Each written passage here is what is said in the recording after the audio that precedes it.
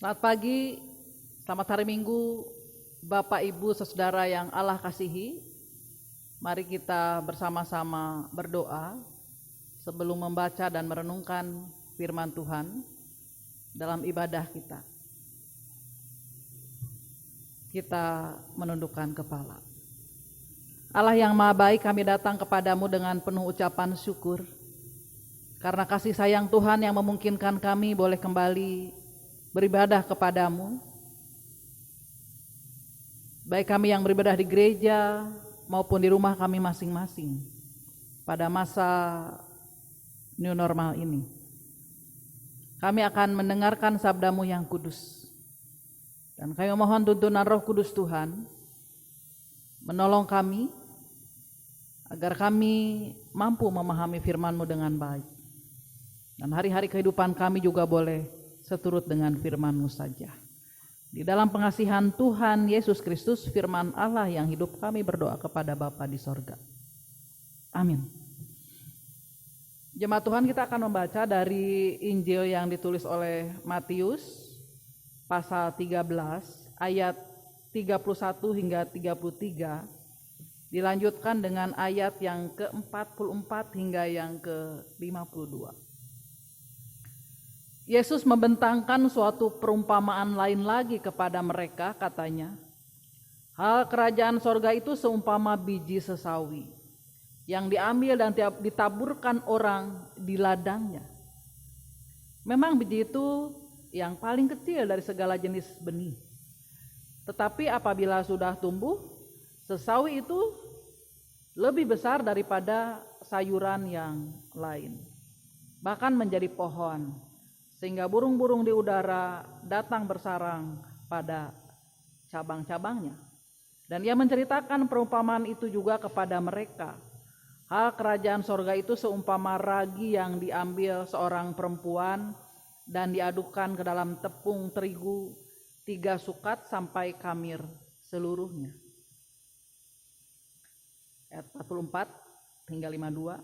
Hal kerajaan sorga itu seumpama harta yang terpendam di ladang, yang ditemukan orang, lalu dipendamkannya lagi. Oleh sebab sukacitanya pergilah ia menjual seluruh miliknya, lalu membeli ladang itu. Demikian pula hal kerajaan sorga itu seumpama seorang pedagang yang mencari mutiara yang indah. Setelah ditemukannya mutiara yang sangat berharga, ia pun pergi menjual seluruh miliknya lalu membeli mutiara itu. Demikian pula hal kerajaan sorga itu seumpama pukat yang dilabuhkan di laut lalu mengumpulkan berbagai-bagai jenis ikan. Setelah penuh, pukat itu pun diseret orang ke pantai, lalu duduklah mereka dan mengumpulkan ikan yang baik ke dalam pasu dan ikan yang tidak baik mereka buang. Demikianlah juga pada akhir zaman, malaikat-malaikat akan datang memisahkan orang jahat dari orang benar, lalu mencampakkan orang jahat ke dalam dapur api. Di sanalah akan terdapat ratapan dan kertakan gigi. Mengertikah kamu semuanya itu? Mereka menjawab, ya, kami mengerti. Maka berkatalah Yesus kepada mereka, karena itu setiap ahli Taurat yang menerima pelajaran dari hal kerajaan sorga itu seumpama tuan rumah yang mengeluarkan harta yang baru dan yang lama dari perbendaharaannya. Berbahagialah setiap orang yang mendengar firman Tuhan serta memelihara di dalam hidupnya. Haleluya. Selamat hari Minggu Bapak Ibu saudara yang Allah kasihi. Sekalipun kita masih tetap beribadah di rumah kita masing-masing, saya yakin bahwa kita masih tetap semangat, sehat karena pemeliharaan Tuhan. Saudaraku, sebagai manusia kita punya kecenderungan lebih menyukai hal-hal yang wah, hal-hal yang hebat, hal-hal yang besar di sekitar kita. Lalu bagaimana dengan hal-hal kecil, sederhana? Bisa jadi kita abaikan. Bisa jadi kita kurang memperhatikan. Bisa jadi kita tidak menganggap bahwa itu juga penting dan berarti. Sehingga seolah-olah yang bagus itu adalah yang besar, yang wah, atau yang hebat. Saudara, ketika Yesus memulai pelayanannya, pertama kali dia hadir untuk boleh melayani orang-orang di Galilea pada saat itu. Yesus hadir melalui pengajaran-pengajaran dalam pelayanannya itu, melalui khotbah dan juga menyembuhkan orang yang sakit melalui mukjizat. Dan orang-orang yang mengaku diri sebagai orang yang beragama pada saat itu, secara khusus para ahli Taurat, orang Farisi, mereka tidak begitu tertarik. Bahkan secara terus terang mereka menolak Yesus. Saudara, gambaran itu mengartikan akan perumpamaan tentang biji sesawi. Salah satu jenis tanaman berbiji sesuai dengan apa yang dipakai oleh Yesus dalam perumpamaannya, bahwa sesawi memiliki biji yang sangat kecil, ukurannya 1/10 cm, jadi sangat kecil sekali. Tetapi jikalau benih yang kecil ini ditanam, ia akan tumbuh menjadi sebatang pohon yang tinggi dan bahkan bisa mencapai hingga 4 meter tingginya. Dengan tinggi seperti itu tentu saja pohon sesawi bisa bermanfaat bagi burung-burung yang ada, sehingga burung-burung di sekitarnya bisa hinggap di pohon sesawi itu. Memang unik itu saudara, kecil tetapi ketika tumbuh ternyata berdaya guna. Bagaimana dengan perumpamaan tentang ragi? Saudara, saya membayangkan bahwa tentang ragi dalam kekinian kita pada masa kini, ketika pandemi COVID menyerang, hadir di tengah-tengah kita, saya melihat dan menyaksikan bagaimana para ibu banyak yang memposting membuat kue donat begitu ya, dan pasti membutuhkan ragi. Ya, makanan pokok orang-orang di Palestina pada saat itu adalah roti dan pasti mereka membutuhkan ragi. Para perempuan, para ibu yang membuat kue, mereka membuat roti secara khusus membutuhkan ragi untuk membuat adonan sehingga mengembang.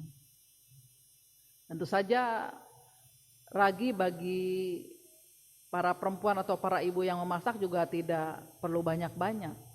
Sedikit pun bisa mengembangkan adonan. Nah, saudara, tadi perumpamaan tentang biji sesawi dan juga yang kedua, perumpamaan tentang ragi mengungkapkan tentang misteri kehadiran Tuhan Yesus Kristus di tengah-tengah dunia ini. Yang memang pada awalnya orang-orang Yahudi jelas-jelas menolak dan mengabaikan Yesus Kristus. Tetapi sudah dia mati, disalibkan, berkorban untuk menyelamatkan, Yesus menjadi sosok penting pastinya buat orang-orang di Palestina saat itu. Sehingga Injil pun memang terus disebarkan oleh para murid-murid. Saudara, bagaimana juga dengan perumpamaan tentang harta terpendam dan mutiara yang berharga itu? Ya, kerajaan sorga Yesus ungkapkan ibarat seorang yang mencari mutiara dan berupaya orang tersebut untuk mendapatkan mutiara itu. Itu juga diibaratkan ibarat seseorang yang menemukan harta terpendam di sebuah ladang Lalu supaya mendapatkan harta itu, orang tersebut juga menjual apa yang dimilikinya dan mengupayakan diri supaya mendapatkan harta itu.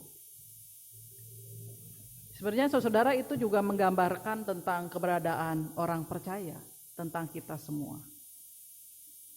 Bahwa sebagai orang percaya dalam keseharian kita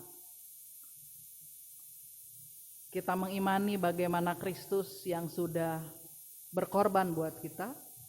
Sepantasnya bagi kita yang percaya kepadanya memiliki hati yang bergembira, bersukacita, bergairah, bersemangat demi harta terpendam itu, demi mutiara itu.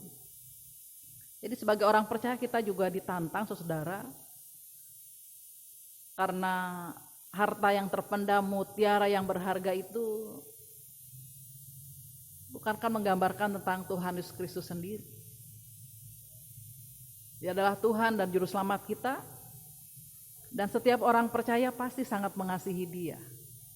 Sebagai orang percaya kita sangat mencintai Kristus atas karya yang sudah dinyatakannya bagi kita, atas keselamatan yang sudah dianugerahkan bagi kita.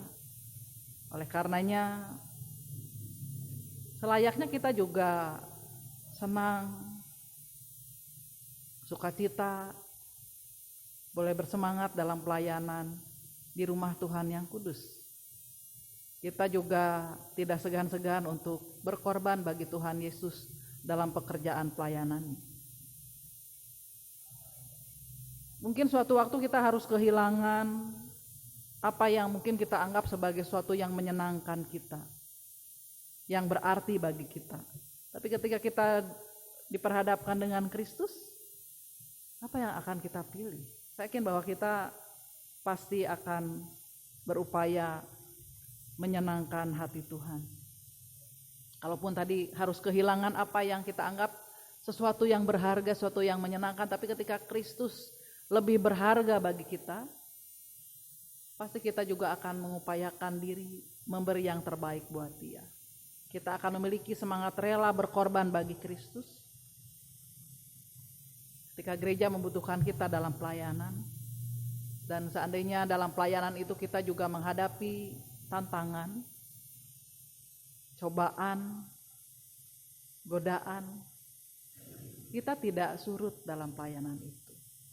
Kita tetap bersukacita, tetap bersemangat dalam pelayanan itu. Artinya kita tidak akan mudah dipengaruhi oleh segala hal yang akan merintangi rasa kasih, rasa cinta kita kepada Kristus, termasuk dalam pelayanan.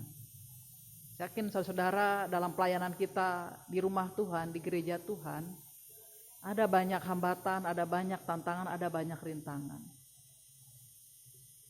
Oleh karenanya, mungkin pada saat itu kita sedang diuji. Apakah kita benar-benar mengasihi Dia? Apakah kita benar-benar mencintai Dia? Apakah kita benar-benar ingin mengupayakan yang terbaik buat Dia?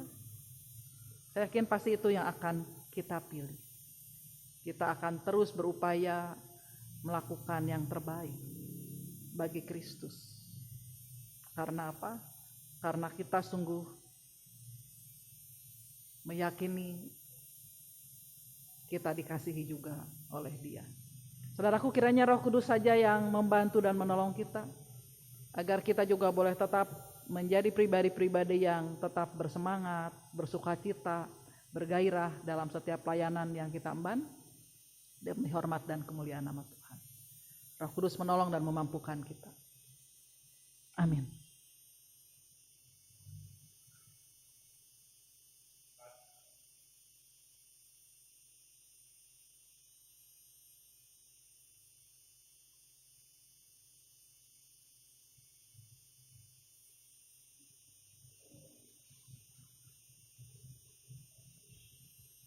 Berapa menit itu Pak?